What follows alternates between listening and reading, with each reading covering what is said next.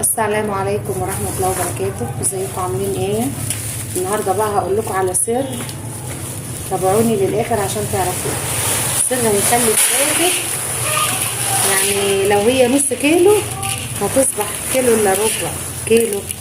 السر اللي انا هقول لك عليه دلوقتي ده طبعا علف خشن، عشان انا الفراخ بتاعتي وزني كيلو وربع كده، فما ينفعش تقطع عنها العلف دلوقتي.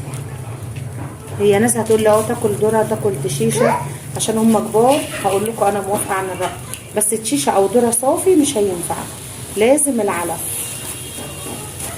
والسر اللي انا بقول لكم عليه بتاع تسمين الفراخ، هقول لكم على اسمه واوريكم شكله، وتجيبوه من عند اي صيدليه بتاعت بيطريه. دي العلف اهو حطيته، وهحط الدشيشه اهيت عشان الخبطهم على بعض،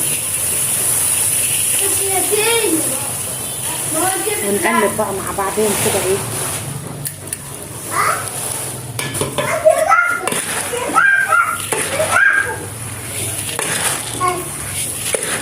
نقلب العليقه والدشيشه كده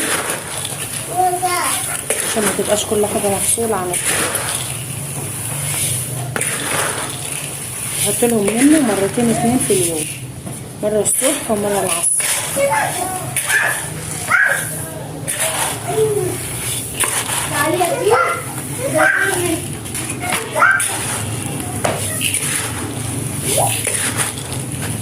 الشيشه خشنه وعلف خشن، عشان انا قلت لكم وزنهم كيلو وربع. بعد العلف والخلطه والكيس اللي هوريه لكم دلوقتي ان شاء الله باذن الله.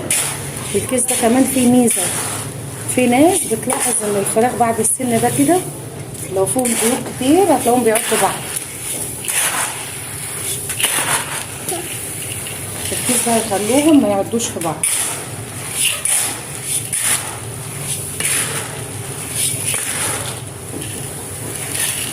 بس الكيس اللي انا هوريه لكم ده تحطوه يعني كل لتر ميه، لو بتحط لهم مثلا في حاجه كده 5 لتر 6 لتر، تمسكي مثلا قد المعلقه الكبيره كده، كل لتر بمعلقه، كل لتر معلقه. لو هتحط في حاجه 5 لتر يبقوا 5 معالق مره واحده في اليوم.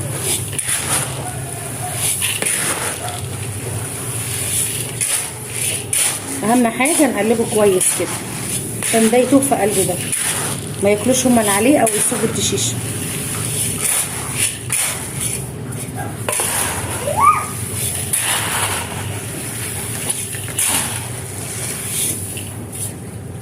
ناعم قوي ده، شيشه خشن، يبقى لقم صغيره كده. العيش حلو ليهم برضه، يبقى عيش مع ذره مع علف، هتلاقي تغيير في الوزن ان شاء الله. متبخلوش علينا بقى بالله والجمال، وتابعوني للاخر عشان اقول لكم على السر ده.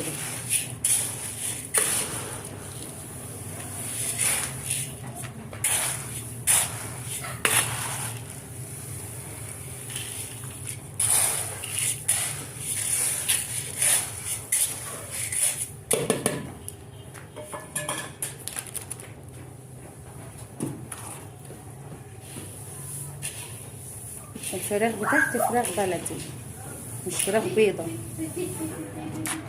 فراخ البيضة لو عندك فراخ بيضة تبدأي تأكليها ده اما يتموا كيلو ونص 2 الا ربع، انما الفراخ البلدي يعني ما يبقوا كيلو وربع زي ما انا بقول لك كده، تبدأي تعملي لها الخلطة دي.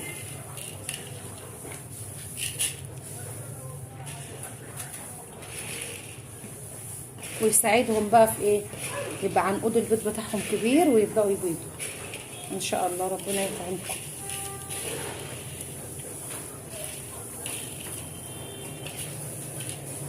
اوريكم بقى السر اللي انا بقول لكم عليه.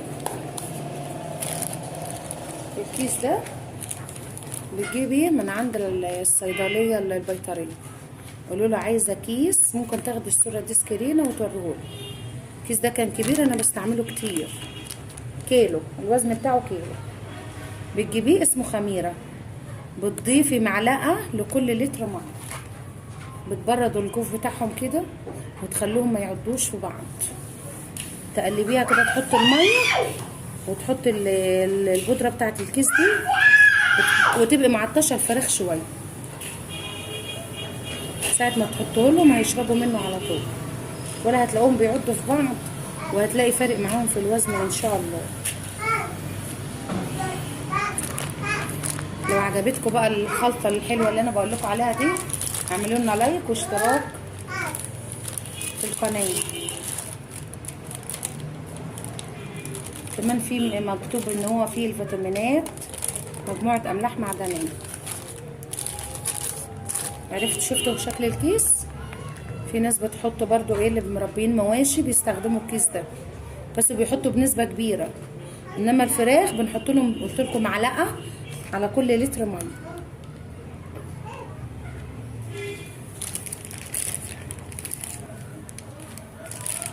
استنى اوريكم شكله من جوه.